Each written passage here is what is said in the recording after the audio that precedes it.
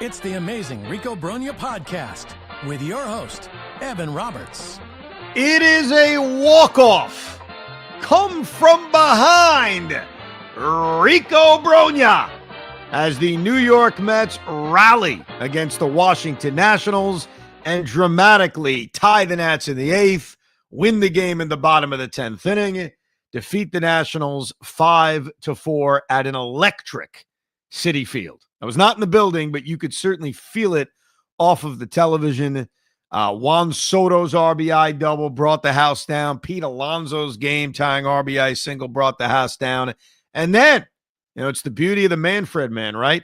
A first pitch, walk-off RBI single by Jeff McNeil and the New York Mets, who, let's face it, I think most people watching this game thought, this is a loss. They just had a nice road trip. Yeah, they had an off day. The offense looks dead against a good pitcher in Mackenzie Gore. They're not even going to figure out the National bullpen. It's a scheduled loss. Sometimes after a long road trip, or in this case, a longish road trip, that first day back is difficult. At least that's the excuse I've always heard for years when the Mets would lose the first game of a homestand. But it kind of felt that way. But this Met team never gives in.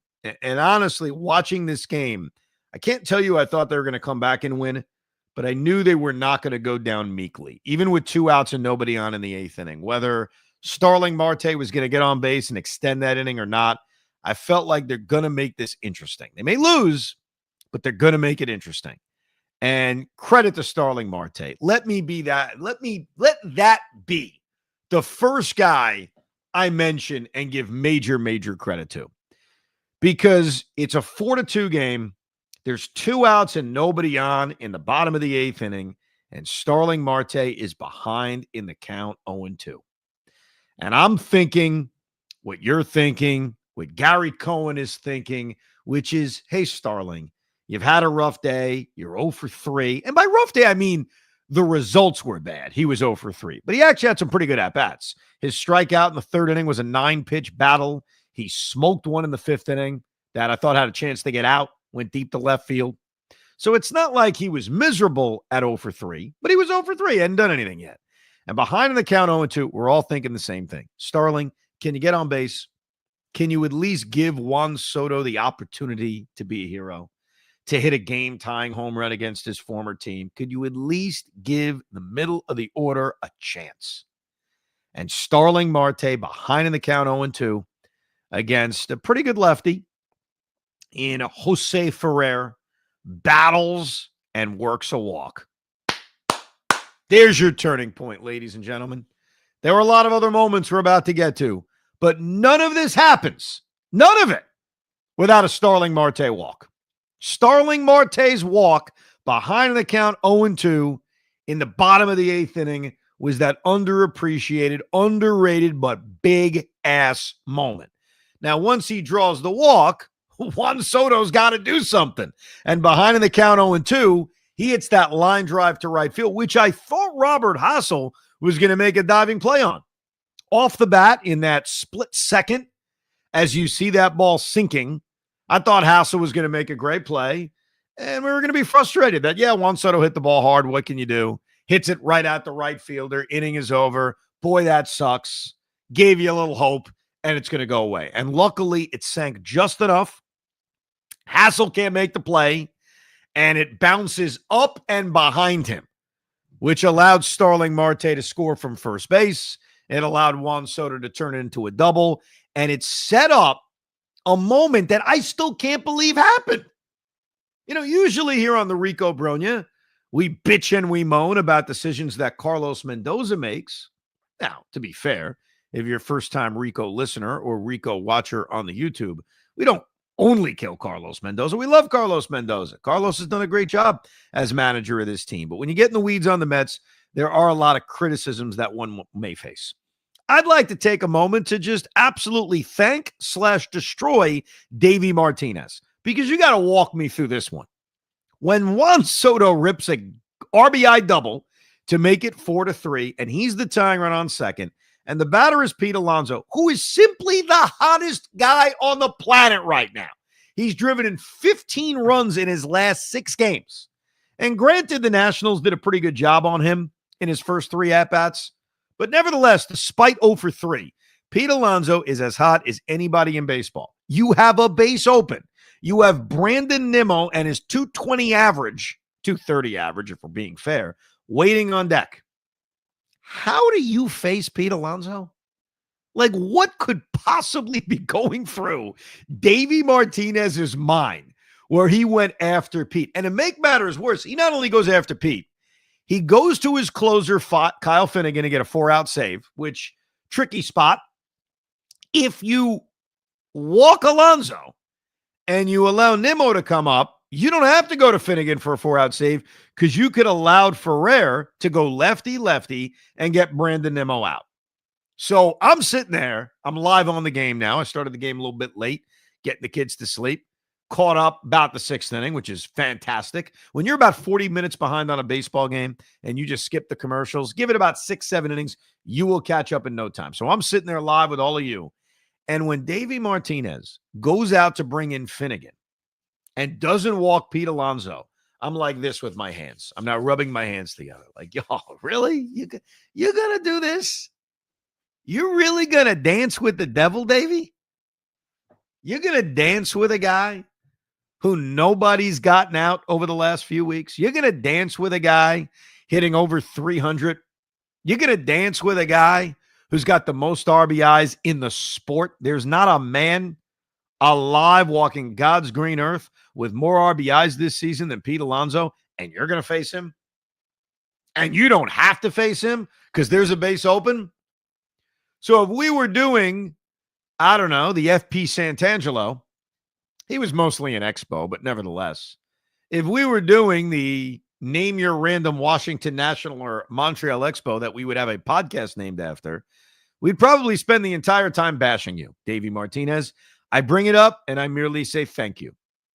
Thank you for allowing Pete Alonso to come up and absolutely smoke an 0-1 pitch by Kyle Finnegan off the left field fence.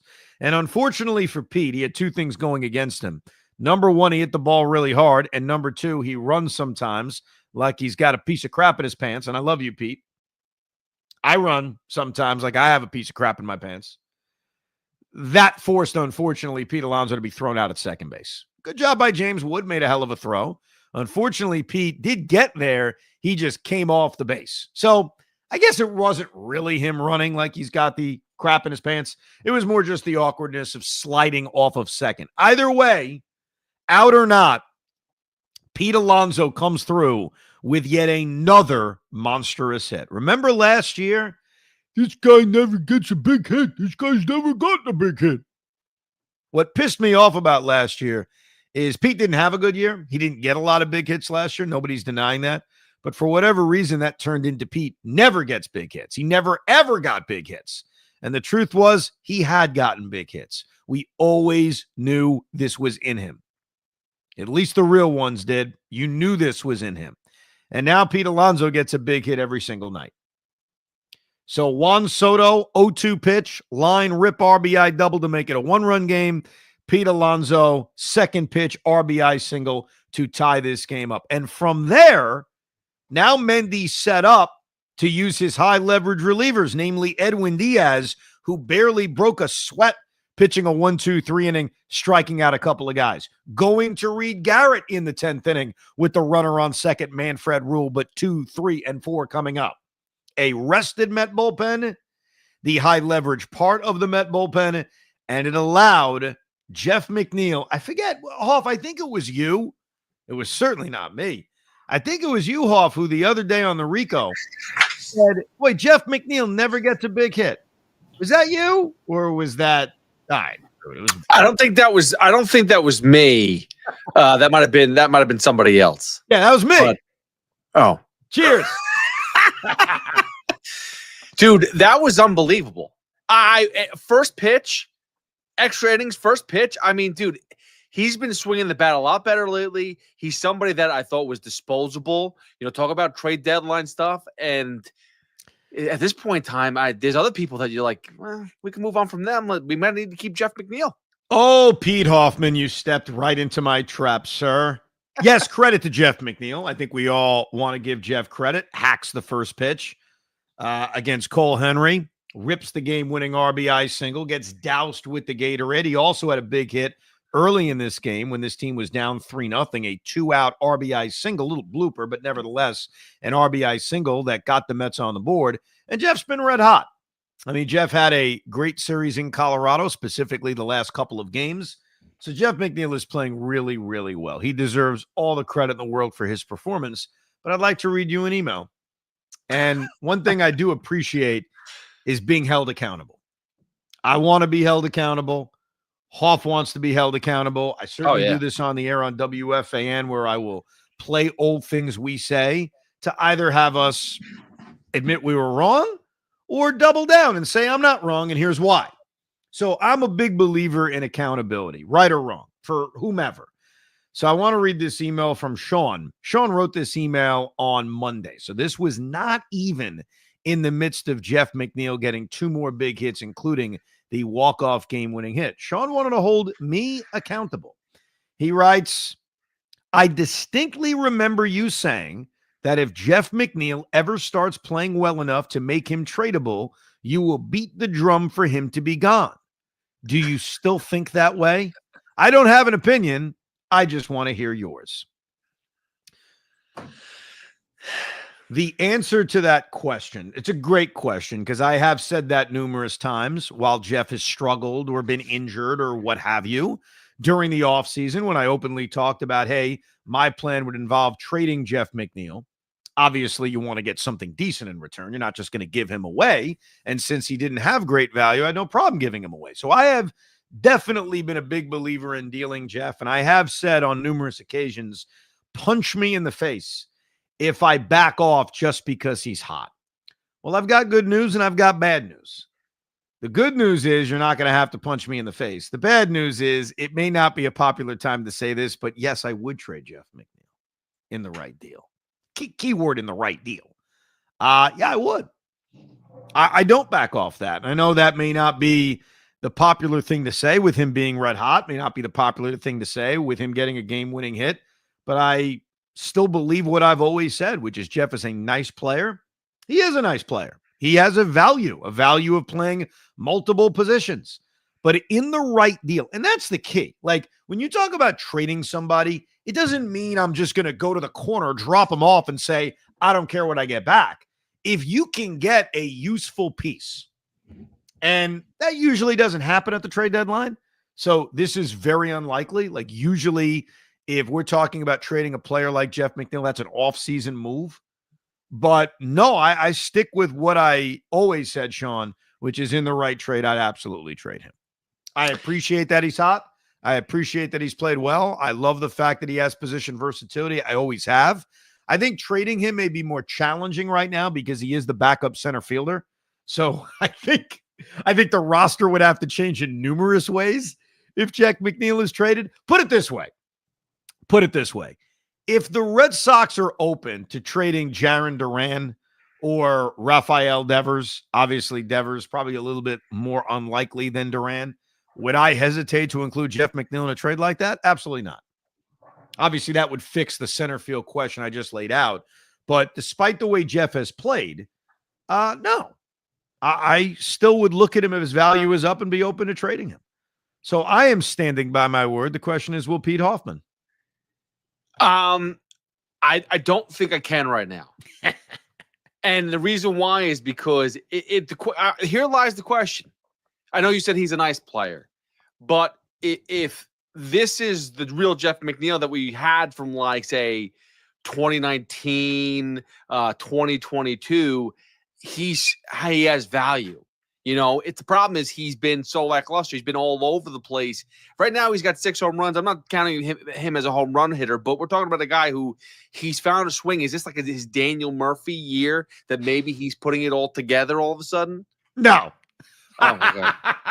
He's got 6 home runs. Dude, he's got more home runs this year, right? Or he's got one less home run than he did in 2021. 2021, he had 7 home runs in 120 games. He's played 35. He's got 6. I'm not trying to say this is the same because it's not, but 2 weeks ago, Brett Beatty. Brett Beatty. You can never trade Brett Beatty. Now, if I ask the same question, you'd be more open to it, you know? Well, listen, I mean, what I love about this team right now, there's a ton of versatility, but there's a ton of players that are fighting for time. Let's be serious. And the vets 100%. are winning it, and the vets seem to be winning out, which is why Luis Angel Acuna is on the bench. But he was in at the right time. They were able to put him in a perfect spot. 100%. And don't get this twisted, whether it's McNeil or Beatty. I don't necessarily think any of these guys are being traded before July 31st. As we all know, most trades involve prospects for veterans. Now, occasionally, and maybe in the new world we live in, where, you got so many teams that are still in it, maybe it will add more veteran for veteran kind of deals. I just wanted to answer that question about Jeff McNeil. In the right deal, yes, I'd be open to trading him, but he's playing really well. And off to your point, right now, Carlos Mendoza needs to play the hot hand, and Jeff McNeil is a hot hand. And there is an open competition at center field, third base, and second base, and DH. You've got 4 positions right now in this lineup that are up for grabs based on performance, based on matchup, based on who's hot. And once Mark Vientos is back, and there are good signs on Vientos running again, that he can be back relatively soon, you throw another name into the mix. But right now, Jeff McNeil is playing outstanding baseball. Few other things on this game. Speaking of McNeil, I couldn't believe, and I usually check this and give this information out sometimes on Rico's leading into series. I couldn't believe Jeff McNeil's career numbers against Mackenzie Gore. That one was a stunner to me. Gary Cohen and Ron Darling reveal coming into the game, Jeff McNeil was 7 for 10 against Mackenzie Gore. You rarely see something like that. And to be 7 for 10 against such a tough customer, a lefty in Mackenzie Gore, was pretty incredible. And what does Jeff McNeil do? In his first at-bat, he dunks in that RBI single in the second inning. Let me start with Griffin Canning. Griffin Canning ended up pitching 5 1/3 innings, allowing 4 runs. This was a very subpar but survived kind of performance by Griffin Canning. It was one of those games that could have been far worse.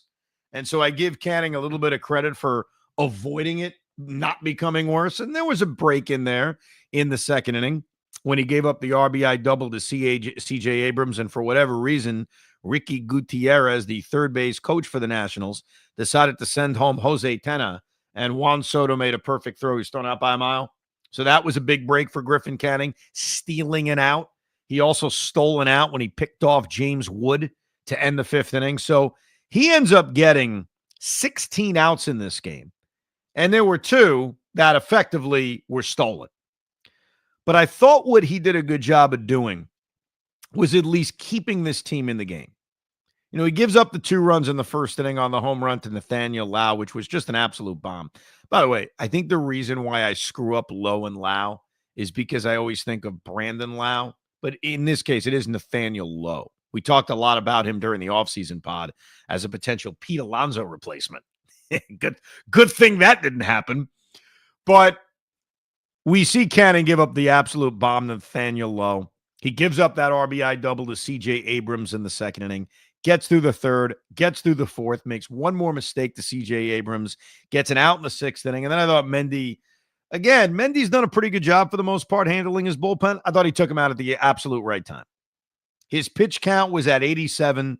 He issued the walk to Luis Garcia. You got 5 1/3 out of him, and you have a rested bullpen. That was the beauty of the off day on Monday, and Paul Blackburn eating all those innings on Sunday. You gave yourself a fresh pen. And this Met bullpen today, very underratedly, did an outstanding job. Outside of Diaz and Garrett, it wasn't dominant necessarily. Jose Butto comes in, gets 3 outs in a row. Jose Castillo puts himself into trouble, but eventually gets out of the 7th inning, getting a huge double play against James Wood, and then puts himself in a real tough spot with 2 on and 1 out. And we see Carlos Mendoza press his luck a little bit by going to Justin Garza. Justin Garza was added to the roster yesterday when they optioned Brandon Waddell down to the minor leagues. And I'll tell you something I said to Tommy Lugauer, the producer of our show on WFAN. And I'll repeat it right now on the Rico Brogna. I don't think Tommy was listening when I said it. I don't think he cared very much when I said it. He probably doesn't remember that I said it, but I'll say it to everybody else. Justin Garza has appeared in 38 games in the major leagues, has a career ERA of 5.7. He appeared in a major league game last year with the Red Sox and pitched to a 7.3 ERA. This season, Justin Garza was pitching in AAA Sacramento, which is the Giants organization, and he was pitching to a 6 ERA. And so what I said to Tommy, what I'll say to you is, boy, Justin Garza is another heat check moment for David Stearns and the pitching lab. A guy they've barely had in the pitching lab because they just claimed him off waivers. So really, he hasn't even been in the lab. But adding a guy with a 6 ERA, a career ERA of upwards of 5 at the major league level, and then throwing him into a 2-on, 1-out spot in a close game in the 8th inning, that's a heat check. And that's what I said to Tommy. This is a heat check moment putting this guy on the roster. Well, what a heat check moment putting this guy in a 2-on, 1-out situation in which my first thought is, all right, now the game's going to get away. It's 4-2. You got 6 outs to play with. I still trust that the Mets can come back or at least make things interesting. But if this is 5-2 or 6-2, the odds obviously diminish. And this kid comes in, faces Alex Call, who's a Met killer. I mean, this guy's a pain in the ass. And all this kid does is pump fastballs by him and strike him out looking. Then he faces Robert Hassel and does the same thing. And he did mix in a wild pitch to put second and third. But how about Justin Garza coming in, first performance as a Met?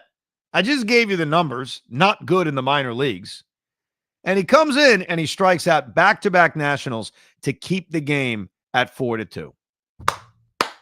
That is some work right there. He is an underrated candidate for the Rico I'm the Man Now star of the series. I don't know if he's going to get into another game in this series. I don't know if he's going to pitch well. I don't know if Justin Garza is simply going to be the answer to some obscure trivia question, but that is a Met debut. And that was very underrated in this game because the Nationals were a base hit away from breaking the game open. So great job by Buteau. Not as great job by Jose Castillo, but he survived. I mean, look, Jose Castillo ended up facing 6 batters in this game, and 4 of them reached base. So Castillo was really the weak link in this Met bullpen today. In fact, let me clarify on how this Met bullpen did. Everyone dominated but Jose Castillo because Garza went 2 up, 2 down, struck out both guys. Diaz went 1-2-3. Garrett went 1-2-3. And Buteau retired the 3 guys he needed to face. So the bullpen was absolutely locked down outside of Castillo really putting himself into trouble. But he got bailed out by Garza.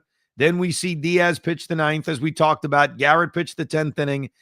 And the Met pitching, which came into the game with a 2.85 ERA, kind of does it again. Gives up the 3 runs early. And over the last 8 innings of this game, gives up 1 measly run, including Garrett getting through the 9th inning against the heart of the order with the Manfred man on second base and stranding that runner on third base. Outstanding job by the Met bullpen. Canning, I give a C. The reason it isn't worse is because he kept him in the game. And he pitched into the 6th inning. And credit to the offense early for at least kind of crawling back slowly. They're down 3-0. I thought it was important, especially since they got the leadoff man on in the first and the leadoff man on in the second. It was important to get at least 1 in. And after Brandon Nimmo stole second, Jeff McNeil dunked 1 in for an RBI hit. It was important. Turned a 3-0 game into a 3-1 game. I also thought it was important that Juan Soto went to the Soto spot, left center field, and snuck 1 out to make it 3-2. So even though the Met offense did very, very little between innings number 4 and inning number 8, I thought getting that run on the clutch hit by McNeil, the home run by Soto, very important. Juan Soto, by the way, and I make you a prediction that I really don't want to make. He poses on every fly ball to the outfield. Like this one got out, so great, but it barely got out. And the way Soto stands there, you would think it was hit 400 feet. It was not. And it has come back and hurt them before, obviously, at Fenway Park off the Green Monster. But it's not even about it coming back to haunt them, because usually on balls like that, it's either going to get out or it's going to be caught by the outfielder. I'm more concerned about our emotions. I'm more concerned that we're going to be sitting there watching a playoff game in this huge spot, and Juan Soto is going to hit the ball, and he's going to stand there, and we're going to assume it's a 2-run home run, and meanwhile, it's going to be caught on the warning track by the left fielder. That's my concern. But a very good day by Juan Soto. He builds off of the series in Colorado where he got on base 11 times. But remember, he did not have an extra base hit in that series. In this game, home run in the third, double in the 8th inning. So he gets on base twice, but key important extra base hits that drive in runs. So you mentioned the posing when the ball went out of the ballpark, but he also kind of lollygagged out of the batter's box. Yes, thank you. That box, thank you. As he hit that double to Hassel, like he should have gone a third. Like, did it make a difference anyway? No, Alonso ripped the double down the line, so he would have scored regardless. But the fact is, it seems like he's just not very quick out of the gates. No. And I was never a good hitter, but I remember when I used to play baseball, I don't know, I think it's Ken Griffey Jr.'s fault because I was a lefty. Every time I hit the ball, which was rare, Hoff, I didn't hit the ball very often, but every time I'd hit the ball, I would pose for like 2 seconds. Like I would just stand there like, yeah, what up, bitches? Look at me. I just hit the ball. And it was the worst because I was slow as hell. So every second matters. Now, obviously, Juan Soto is not posing because he's stunned, but he does a lot of posing on balls that he hits hard. So, yeah, you're right on that line drive, especially when you see Hassel dumbly dive and miss it and let it go past him. He should have ended up on third base. In fact, as that ball was rolling past Hassel in right field, I was actually thinking, can this be an inside the park home run? Because it had rolled so far away from him for him to only end up on second base. A little disappointing. You're right, it didn't matter, but you should end up on third at least. No, you're right. The key phrase, disappointing. But again, as long as it doesn't bite us in the ass right now, we're okay. Let's read some of your emails off of this happy walk-off victory at Citi Field. Clayton writes, there's your big hit from Jeff McNeil. LOL. Yes, indeed. DJ Endick writes, actually his name is Dan, but I guess I was reading his email name. Starling Marte, an early candidate for the I'm the Man Now award with that 2-out walk in the 8th inning, completely changed the dynamic of the game. Completely agree with you. It's one of the first things we talked about on this walk-off edition of Rico Brogna. The Marte walk after being behind in the count, underratedly important. Ephraim writes, Soto's hustle. Evan, writing before the bottom of the 9th inning, obviously thrilled with the comeback, but when will the great Juan Soto learn that when you hit the ball, you run to first base? So frustrating to constantly see him lollipopping out of the box. By the way, Ephraim, I think that's lollygagging, but nevertheless, lollipopping works too. With that said, great to see Soto turning it on. Hopefully he can win star of the series to tie the generational Brett Beatty. He's got a shot. He's off to a very good start in terms of winning the Rico I'm the Man Now star of the series. 2 hits, a home run that turned a 2-run game into a 1-run game, an RBI double that turned a 2-run game into a run game. But certainly the doubles led to the Pete Alonso game tire. So right now, I would say Juan Soto and Jeff McNeil are the leaders in the clubhouse, 1 game in to this 3-game series. Adam writes, on the last Rico, you said you couldn't remember the last time Jeff McNeil got a big hit. And I couldn't remember either. I'm not criticizing you. Well, there's the big Jeff McNeil hit. This is a very common thread in the email. That's why I said it early on in the Rico. I know. I also wanted to comment on an email you received on the last Rico where someone criticized the team for not having any wins when trailing after 8 innings. What a ridiculous email. This team always battles. Sometimes those comebacks are just in the 7th or 8th, like tonight. They were down by 2 with 2 outs in the 8th inning and rallied to win. I think the team set the tone in Miami in the first week when Pete had a 3-run home run to tie the game in the 8th. The team never quits in a game. I completely agree with you. I don't really care what the stats say about how many comeback wins they have or how many wins they have in the 8th inning or later.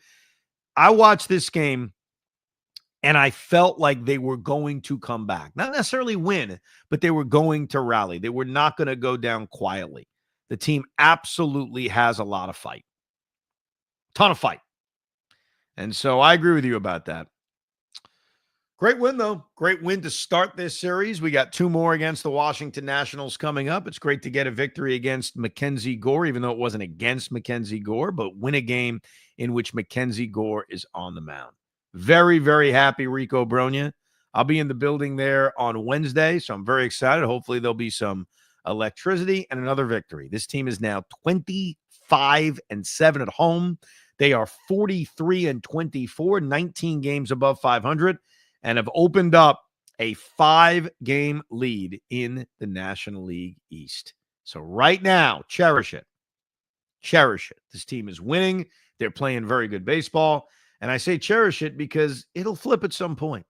I'm not saying that negatively. I'm saying that because it's baseball. It's what baseball does. You know, they've won 4 in a row, though. And let's see if they can keep it going with the rest of this series against the Washington Nationals. We appreciate you downloading the Rico Brogna. Remember, subscribe if you haven't, because this edition of the Rico was sort of a pop-up edition, right? It was a instant reaction edition. Sometimes we do that. So subscribe to the WFAN YouTube page as well, and you'll never miss a video edition of Rico Brogna. Thank you very much for listening and subscribing to this walk-off happy edition of Rico Brogna. We hope you enjoyed this episode of the Rico Brogna podcast. It's amazing, isn't it? Make sure you download it now to keep it on you at all times.